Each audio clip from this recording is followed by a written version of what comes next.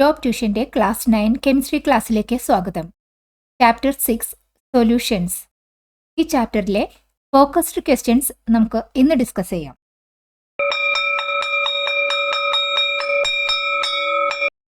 Question: what are homogeneous mixture? Homogeneous mixture എന്നാൽ നമ്മൾ എന്താണ് മനസ്സിലാക്കുന്നത്? ഹോമോജീനിയസ് മിക്സ്ചർ എന്നാൽ ആ മിക്സ്ചറിലെ കോമ്പണൻസ് എല്ലാം നല്ല ഈവനായിട്ട് ഒരേ മാതിരി ഡിസ്ട്രിബ്യൂട്ട് ചെയ്തിരിക്കും. ആ കംപ്ലീറ്റ് മിക്സ്ചറിൽ ഈവൻ ആയിട്ടായിരിക്കും ഡിസ്ട്രിബ്യൂട്ട് ചെയ്തിരിക്കുന്നത്. ഇതുപോലെ ഇവിടെ ഇതൊരു ഹോമോജീനിയസ് മിക്സ്ചറിനെ നമുക്ക് ഇങ്ങനെ വിഷ്വലൈസ് ചെയ്യാം. പാർട്ടിക്കിൾസ് ഒക്കെ ഒരേപോലെ ഏത് ഭാഗം നോക്കിയാലും ഈ ഒരു പാറ്റേണിൽ തന്നെ ആയിരിക്കും അതിൻ്റെ കോമ്പോസിഷൻ.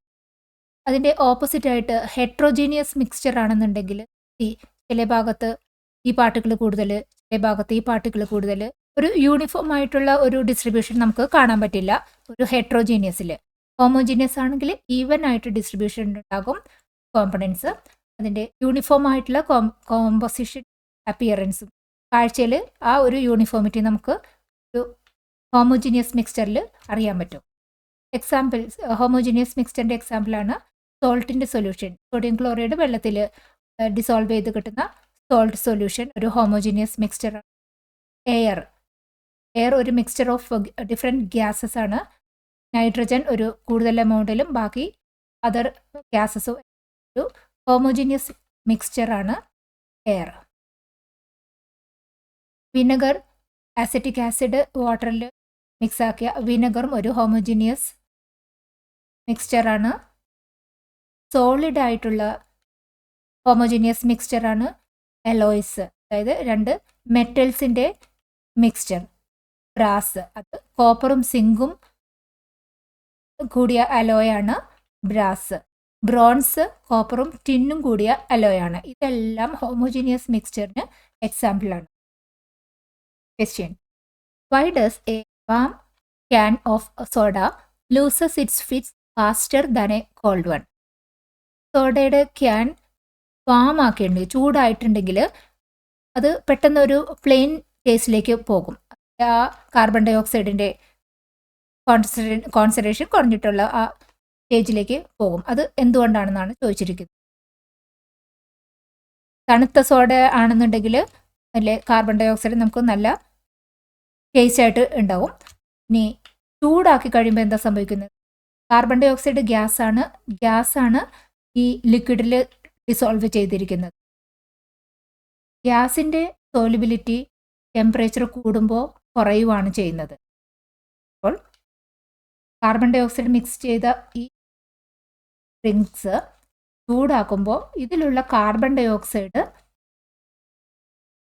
ഈ ലിക്വിഡിൽ നിന്ന് എസ്കേപ്പ് ചെയ്ത് പോകാനായിട്ടാണ് ആ ടെമ്പറേച്ചർ ഹെൽപ്പ് ചെയ്യുന്നത്. അപ്പോൾ ഈ ലിക്വിഡിലുള്ള കാർബൺ ഡൈ ഓക്സൈഡിൻ്റെ അളവ് കുറയും. ചൂടായി കഴിയുമ്പോൾ സോഡ ക്യാനിലെ ഈ ലിക്വിഡിൻ്റെ ടേസ്റ്റ് പ്ലെയിനായി മാറുന്നത്. കൊടുക്കും തോറും ഏറിടും വിദ്യ തന്നെ മഹാധനം. ഈ വീഡിയോ ഉപകാരപ്പെട്ടുവെങ്കിൽ ഷെയർ ചെയ്യൂ, ലൈക്ക് ചെയ്യൂ. What is an alloy? Alloy എന്നാൽ എന്താണ്? അലോയ് എന്നത് സോളിഡ് സൊല്യൂഷൻ. സോളിഡ് സൊല്യൂഷന് നമ്മൾ പറയുന്ന പേരാണ് അലോയ്. അലോയ്സ് ഒന്നുമില്ലെങ്കിൽ രണ്ട് മെറ്റൽസ് തമ്മിൽ ഒരു മിക്സ് ചെയ്ത ഒരു സൊല്യൂഷനാണ്. മെറ്റലും ഒരു നോൺ മെറ്റലും മിക്സ് ചെയ്തിട്ടുള്ള സോളിഡ് സൊല്യൂഷൻ. രണ്ട് കേസും അലോയ് തന്നെ. നമ്മൾ നോക്കുകയാണെങ്കിൽ ബ്രാസ് കോപ്പറും സിങ്കും കൂടിയിട്ടുള്ള അലോയാണ്. വേറൊരു example bronze alloy of copper and tin. Question: what happens if we add a crystal an unsaturated solution? Unsaturated സൊല്യൂഷനിലേക്ക് സൊല്യൂട്ടിൻ്റെ ക്രിസ്റ്റൽ ആഡ് ചെയ്താൽ എന്താ സംഭവിക്കുക? സൊല്യൂഷൻ അൺസാച്ചുറേറ്റഡ് ആണ്. കൂടുതൽ സൊല്യൂട്ടിനെ വീണ്ടും ഡിസോൾവ് ചെയ്യിക്കാനുള്ള കപ്പാസിറ്റി ഉള്ള സ്റ്റേജിലാണ്. അൺസാച്ചുറേറ്റഡ് സൊല്യൂഷനിലേക്ക് സൊല്യൂട്ടിൻ്റെ ക്രിസ്റ്റൽ ആഡ് ചെയ്ത് അതിൽ ഡിസോൾവ് ആകും. കാരണം ആ അൺസാച്ചുറേറ്റഡ് ലെവലിലായിരിക്കും സൊല്യൂഷനിൽ കൂടുതൽ സൊല്യൂട്ടിനെ ആഡ് ചെയ്യാനുള്ള കപ്പാസിറ്റി ഉണ്ടായിരിക്കും. അങ്ങനെ ആഡ് ചെയ്ത് അത് സാച്ചുറേറ്റഡ് ലെവലിൽ ആകുന്ന വരെ നമുക്ക് കൂടുതൽ സൊല്യൂട്ട് ആഡ് ചെയ്യാം. Question: What happens to the particles of a solute when it dissolves in a solvent? ഒരു സൊല്യൂട്ട് സോൾവെന്റിൽ ഡിസോൾവ് ചെയ്യിക്കുമ്പോൾ സൊല്യൂട്ടിന്റെ പാർട്ടിക്കിൾസിന് എന്താണ് സംഭവിക്കുന്നത്? ആൻസർ: ഒരു സൊല്യൂട്ട് ഒരു സോൾവെന്റിൽ നമ്മൾ ഡിസോൾവ് ചെയ്യിക്കുമ്പോൾ സൊല്യൂട്ടിന്റെ പാർട്ടിക്കിൾസ് അയോൺസ് ആയിട്ടൊക്കെ മോളിക്യൂൾസ് ഒക്കെ ലോവർ ഫോമിലേക്ക് സ്പ്ലിറ്റ് ചെയ്ത് ഡിസസോസിയേറ്റ് ചെയ്യുകയാണ് ചെയ്യുന്നത്. ഫോർ എക്സാമ്പിൾ നമ്മൾ NaCl എടുക്കുകയാണെങ്കിൽ NaCl ഒരു സോളിഡ് ക്രിസ്റ്റൽ ലാറ്റിസ് ഫോമിലാണ്. വെള്ളത്തിലേക്ക് ഡിസോൾവ് ചെയ്യിക്കുമ്പോൾ NaCl ആദ്യം അയോൺസ് ആയിട്ട് സ്പ്ലിറ്റ് ചെയ്യുകയാണ് ചെയ്യുന്നത്, Na+ഉം Cl- അയോൺസും.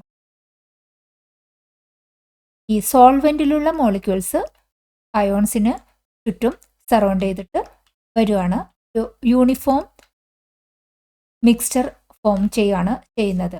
ഇവിടെ NaClലെ Na+ അയോൺ പോസിറ്റീവ് ചാർജാണ്.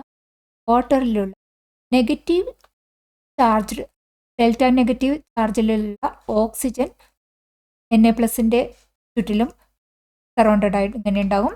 പിന്നെ Cl- NaCl എന്നുള്ള നെഗറ്റീവ് അയോണായ Cl- വാട്ടറിലുള്ള പോസിറ്റീവ് അയോണായ ഹൈഡ്രജൻ ഇങ്ങനെ സറൗണ്ട് ചെയ്ത് വരും. അങ്ങനെ NaCl സൊല്യൂഷൻ ആയി മാറുമ്പോൾ അയോൺസായി സ്പ്ലിറ്റ് ചെയ്ത് സോൾവെന്റിലുള്ള മോളിക്യൂൾസും ഈ അയോൺസിനെ സറൗണ്ട് ചെയ്ത് ഒരു യൂണിഫോം മിക്സ്ചർ ഉണ്ടാക്കുകയാണ് സൊല്യൂഷൻ നടക്കുന്നത്. ഹൈസ്കൂൾ വിദ്യാർത്ഥികൾക്കായി ചെറിയ ബാച്ച് സൈസിലുള്ള ട്യൂഷൻ ക്ലാസുകളിലൂടെ മികച്ച വിജയം നേടാൻ ഇന്ന് തന്നെ ടോപ്പ് ട്യൂഷൻ സെന്ററിൽ ജോയിൻ ചെയ്യൂ. Question: How does the solubility of sodium chloride in water changes with temperature? Sodium chloride എന്ന സൊല്യൂട്ടിൻ്റെ വാട്ടറിലുള്ള സോലിബിലിറ്റി ടെമ്പറേച്ചർ കൂടുന്നതിന് അനുസരിച്ചിട്ട് എങ്ങനെയാണ് വേരിയേഷൻ ഉണ്ടാകുന്നതെന്ന് ഡിസ്ക്രൈബ് ചെയ്യാനാണ് പറഞ്ഞിരിക്കുന്നത്. ആൻസർ: ഇത് ഒരു സോലിബിലിറ്റി കർവാണ്.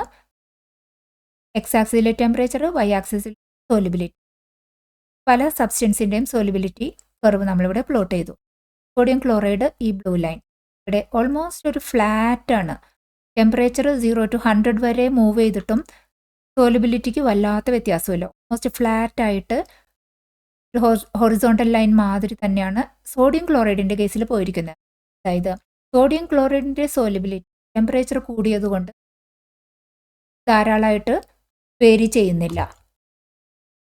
വേറെ KNO3 പൊട്ടാഷ്യം നൈട്രേറ്റ് നോക്കൂ. ഇവിടെ ടെമ്പറേച്ചർ കൂടുന്നതിന് ടെമ്പറേച്ചർ 0 to 40 വരെ ആകുമ്പോൾ തന്നെ സോലിബിലിറ്റി 10 to 70 വരെ മൂവ് ചെയ്തിട്ടുണ്ട്. അതായത് സ്റ്റീപ്പായിട്ടുള്ള ഒരു സോലിബിലിറ്റി ചേഞ്ചാണ് അതർ സബ്സ്റ്റൻസ് ലൈക്ക് KNO3 സംഭവിച്ചിരിക്കുന്നത്. പക്ഷേ സോഡിയം ക്ലോറൈഡിൻ്റെ ടെമ്പറേച്ചറിനനുസരിച്ച് അധികം വേരിയേഷൻ സംഭവിക്കുന്നില്ല. അതായത് ചിലപ്പോൾ നമുക്ക് ക്വസ്റ്റ്യൻ വരാം, ഹോട്ട് വാട്ടറിൽ സോഡിയം ക്ലോറൈഡ് ഡിസോൾവ് ചെയ്യിക്കാൻ ശ്രമിച്ചു കൂടുതൽ ഡിസോൾവ് ആകുമോ? ഇല്ല.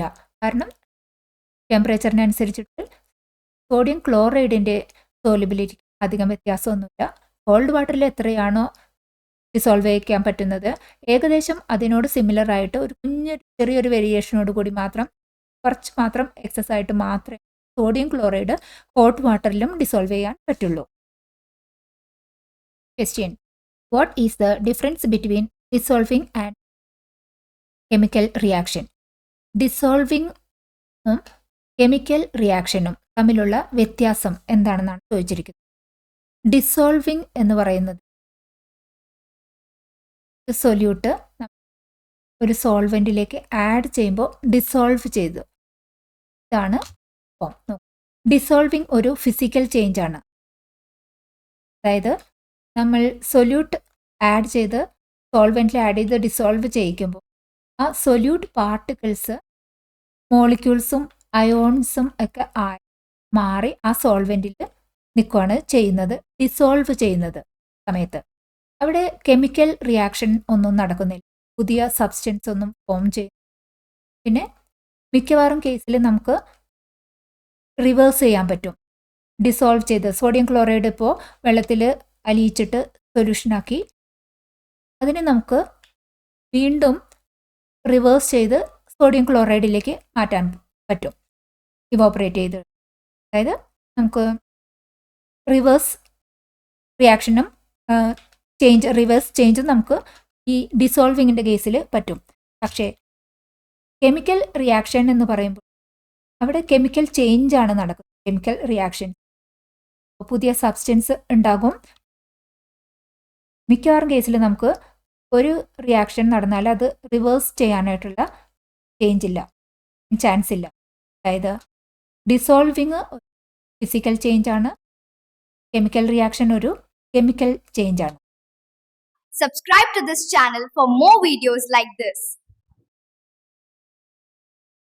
What is an example of emulsion? എമൽഷന് ഒരു എക്സാമ്പിൾ പറയാനാണ്. എമൽഷൻ എന്ന് പറയുന്നത് ഒരു കൊളോയിഡാണ്. കൊളോയിഡിൽ ഒരു ലിക്വിഡ് ഡ്രോപ്ലെറ്റ്സ് അനദർ ലിക്വിഡിൽ വേറൊരു ലിക്വിഡിൽ ഡിസ്പേഴ്സ് ചെയ്തിരിക്കുന്നത്. അതായത് ലിക്വിഡ് ഇൻ ലിക്വിഡ് ഫോമിലുള്ള കൊളോയിഡാണ് emulsion. Example milk, paint, mayonnaise അതൊക്കെ എമൽഷന് എക്സാമ്പിളാണ്. Question: how can soft drinks be classified based on their origin? Explain with specific examples. Soft ഡ്രിങ്ക്സിൻ്റെ അതിൻ്റെ ഒറിജിൻ്റെ അടിസ്ഥാനത്തിൽ ക്ലാസിഫിക്കേഷൻ എന്താണ്? എക്സാമ്പിൾ വെച്ചിട്ട് natural soft drink first classification. Natural ingredients ഉപയോഗിച്ചിട്ട് ആണ് ഈ നാച്ചുറൽ സോഫ്റ്റ് ഡ്രിങ്ക്സ് ഉണ്ടാക്കിയത്. Fruit juice, mineral water, tender coconut, water milk, lemon juice ഇതെല്ലാം നമ്മൾ നാച്ചുറൽ ഇൻഗ്രീഡിയൻസ് വെച്ചിരിക്കുന്നു. ഇത്തരം സോഫ്റ്റ് ഡ്രിങ്ക്സ് അത് natural soft drinks. Good for health, no artificial ingredients അതൊക്കെ നാച്ചുറൽ സോഫ്റ്റ് ഡ്രിങ്ക്സിൻ്റെ പ്രത്യേകതകളാണ്. പക്ഷേ അതിൻ്റെ ഡ്രോബാക്ക് എന്ന് പറയുന്നത് അത് പെട്ടെന്ന് സ്പോയിലാകും. കുറച്ച് ഷോർട്ട് ടേം കൺസംഷന് വേണ്ടിയിട്ട് ഉണ്ടാക്കുന്നതാണ് natural soft drink. Example: pure water, buttermilk, lemon juice, tender coconut water. Artificial soft drinks. Artificial soft drinks എന്ന് പറയുമ്പോൾ made up of by adding carbon dioxide, artificial colours, preservative, sweeteners, caffeine അങ്ങനെ artificial materials ഉപയോഗിച്ചിട്ടാണ് നമ്മൾ ആർട്ടിഫിഷ്യലായിട്ട് ഈ soft drinks ഉണ്ടാക്കിയിരിക്കുന്നത്. അതാണ് second classification. ഇതിനെ കാർബണേറ്റഡ് അല്ലെങ്കിൽ ഫിസി ഡ്രിങ്ക്സ് എന്നും പറയുന്നുണ്ട്. ഇതിലെ കൂടുതൽ സമയത്തേക്ക് നമുക്ക് സ്റ്റോർ ചെയ്ത് വെക്കുന്ന കേസിൽ നമ്മൾ ആർട്ടിഫിഷ്യൽ സോഫ്റ്റ് ഡ്രിങ്ക്സ് ആണ് ഉപയോഗിക്കുന്നത്. ഇതിന് ന്യൂട്രീഷൻ വാല്യൂ ഒന്നും ഇല്ല. സംടൈംസ് അത് ഹെൽത്തിന് ഹാംഫുൾ ആണ്, ആരോഗ്യപരമായിട്ട് പ്രശ്നങ്ങൾ ഉണ്ടാക്കും. ബിക്കോസ് സ്റ്റെബിലൈസേഴ്സ് എല്ലാം ഈ ആഡ് ചെയ്തിട്ടാണ് ഈ ആർട്ടിഫിഷ്യൽ സോഫ്റ്റ് ഡ്രിങ്ക്സിനെ കുറച്ച് നാളത്തേക്ക് നമ്മൾ സ്റ്റോർ ചെയ്യാൻ വെക്കുന്നത്. ഇതെല്ലാം നമ്മുടെ ഹെൽത്തിനെ അഫക്റ്റഡ്. എക്സാമ്പിളാണ് കോള, ഫാൻറ്റ, സ്പ്രൈറ്റ്, എനർജി ഇതൊക്കെ artificial soft drinks. What are some of the examples of colloids found in our everyday life? Everyday ലൈഫിൽ നമ്മൾ കണ്ടിട്ടുള്ള കുറച്ച് കൊളോയിഡ്സിൻ്റെ എക്സാമ്പിളാണ് ചോദിച്ചിരിക്കുന്നത്. Example: milk, fog, mist, smoke, mayonnaise ഇതെല്ലാം കൊളോയിഡ്സിൻ്റെ എക്സാമ്പിൾസ് ആണ്. പാലക്കാട് നിവാസികളെ ഞങ്ങളുടെ ക്ലാസ് റൂം ട്യൂഷനിലേക്ക് സ്വാഗതം ചെയ്യുന്നു. മറ്റൊരു വീഡിയോയുമായി വീണ്ടും കാണാം.